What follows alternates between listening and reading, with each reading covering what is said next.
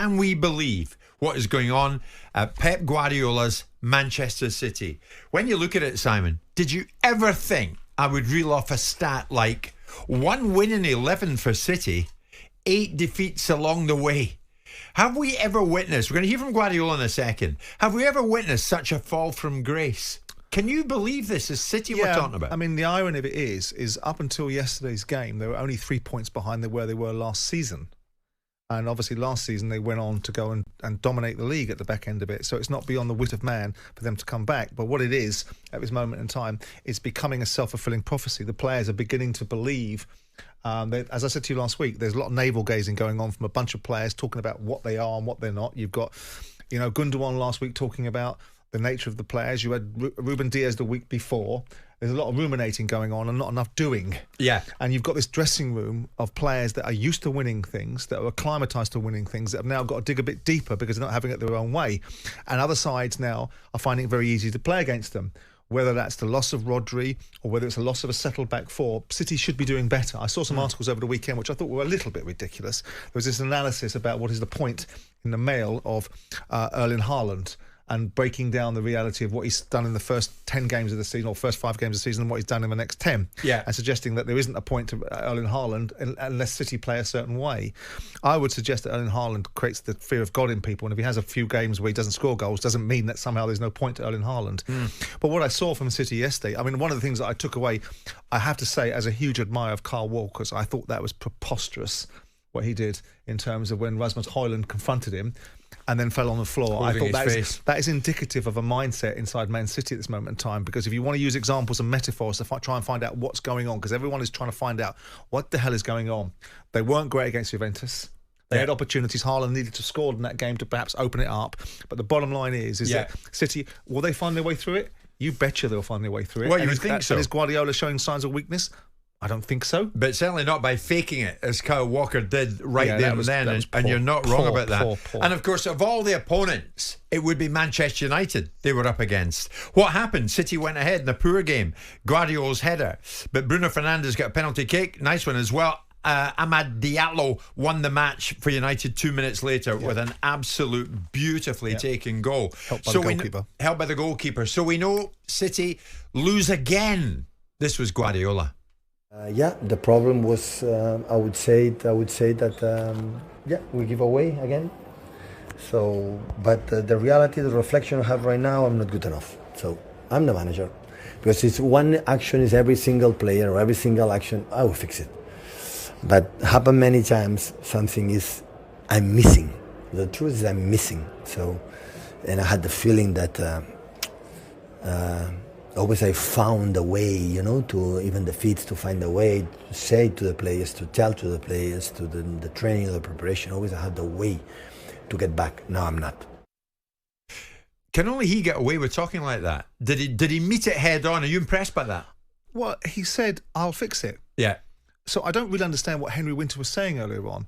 I mean, if he were to go out there and lay the blame firmly at the players' door, there would be this mass criticism of why would you do such a thing? If he deflects away from the players and takes all the responsibility himself and does his mea culpa, as Henry was alluding to in a tip that we played earlier on, then people would suggest that somehow or another he's lost his mojo. Clearly, there's something wrong inside City, and if I was going to bet on anybody, I would bet on Pep Guardiola. And has he earned the right? Is it only him that could get away with it? Damn straight, the guy's won the Premier League 4 years in a row. Is he suggesting he can fix it? Well, of course he can fix it. I mean, in the same way that he created this Man City side. He's saying he's not good enough at the moment. Well, clearly, because the results dictate. So if I'm Pep Guardiola, what am I going to do with the media? Am I going to argue with them, or I'm going to take it away from them? It's not good enough. It's my fault. Right, what are you going to do? I'm going to fix it. Okay.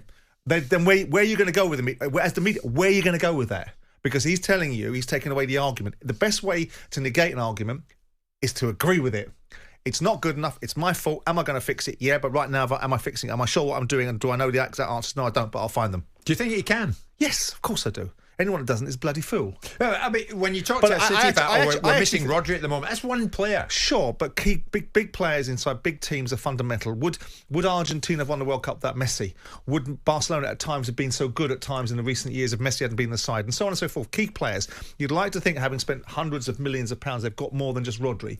But right now it seems they've also had a defensive back line that's been out of sorts. I don't want to give Man City any excuses. I'm delighted they're not dominating the league. Who the hell wants the Premier League being dominated by one side? But arguably, they've got the best squad in club football in the world. 8 defeats, there's a debate. 1 win in 11. I would suggest that Liverpool might give them a run for their money in terms of best squads, because Liverpool have got a forward line that most people would die for. And so I think that Liverpool can argue about the nature of their squad. Can you imagine if this was Real Madrid? 1 win in 11. Or even Liverpool. And can you imagine that they're still fifth in the league? And after having this run of form, they're still fifth in the league and still in touch with the Champions League spots. Nobody dominates forever. What is this, though? If it's not a crisis and a major one, what is it? Well, it's a telling... It's not a blip in the road. It's a telling indication of all these big players in that dressing room that when it comes on top, they're just like everybody else. As soon as, again, I hate to use example, he talks about players getting themselves together and taking responsibility for their actions. In this day, everyone else has got to take responsibility for your actions. Those players on that field should be doing better. They should be doing better. There's enough in that side, irrespective of if Rodri's playing or Diaz is playing or John Stones is playing or whatever else, to get results in some of the games they haven't got results in. Do I think they'll fix it? Categorically. Am I pleased? Not because it's Man City, but am I pleased that the league hasn't been dominated by one side? Absolutely I am. Are Liverpool there on merit? Absolutely they are. Yeah. Are Chelsea there on merit? Absolutely they are. So Man City's demise, because it's been dialed in, baked into our thinking. Man City are now the dominant force in English football. Nothing lasts forever. But it is surprising that they've fallen off this cliff. Oh, just a bit. And they can't buy a win. They bought one against Nottingham Forest the other day, which was a great win, and everyone was looking at Nottingham Forest as a great side, and they spanked them 3-0. The Manchester game in isolation, you can put a derby down. You can look at that and go, these games take care of themselves. I thought they were poor against Juventus midweek. Yeah. But would I back Guardiola? And we can analyse him. Oh, his beard's getting a bit long. He's getting a bit grey around the hair. He's got a scratch on his head. But come on, it's the manner in which they're losing. Yeah. There's cause for concern here, Simon, undoubtedly. But I don't get the impression... You refuse to criticise Pep. No, I think Guardiola is just as susceptible to criticism as anybody else. But I also think that I look at him and think...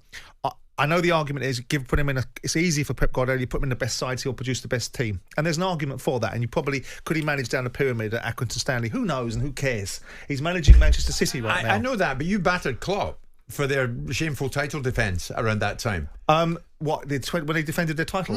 Yeah, absolutely. I thought it was a poor performance to defend a title. But this is worse.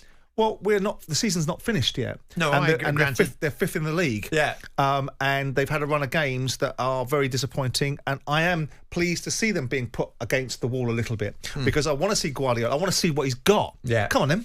Now you've got a real conundrum. You've never been here before. Yeah. So let's see what you've got, because we get to hear all about you with your cigar smoking at the end of the season and how dominant your side is. You haven't revitalised the team. You've learned some lessons here. I would wager you that if you want someone to overcome adversity and to win things, get someone that's done it before to get the solution. We'll see. This is the moment this guy has never had in his managerial career before.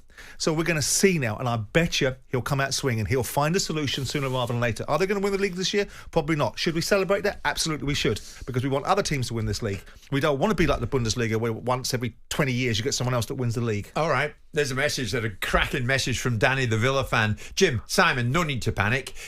Dr. Villa will see you next. We can't keep a clean sheet to save our lives, says Danny the Villa fan. But on Manchester City, how concerned are you? Because at the moment, there are no signs of this dreadful run letting up. 1 win in 11 for City, 8 defeats along the way. Can Pep fix it? Let us know. 03717 2233 44 81089 if you want to send me a message. And what about Ruben Amorim? Has he found his Aubameyang moment? Looks like it. Jim White and Simon Jordan. Monday to Friday mornings from 10 on AM, on DAB, via the talkSPORT app and on your smart speaker. talkSPORT.